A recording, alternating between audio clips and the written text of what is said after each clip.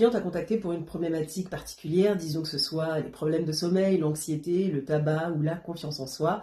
Tu l'as vu une première fois et puis tu t'apprêtes à le recevoir de nouveau après quelques semaines. On pourrait se demander, est-ce que je dois utiliser la même imagerie, les mêmes suggestions, les mêmes techniques ou protocoles, ou est-ce que je dois changer de script finalement et utiliser des choses nouvelles? Là, il est important de réaliser que c'est ton client qui va te dire exactement ce dont il a besoin. Donc tu ne peux pas le préparer, le trouver dans un livre, dans un manuel de script ou dans ta collection de protocoles ou de techniques de PNL, puisque c'est en temps réel le client qui va te dire ce dont il a besoin.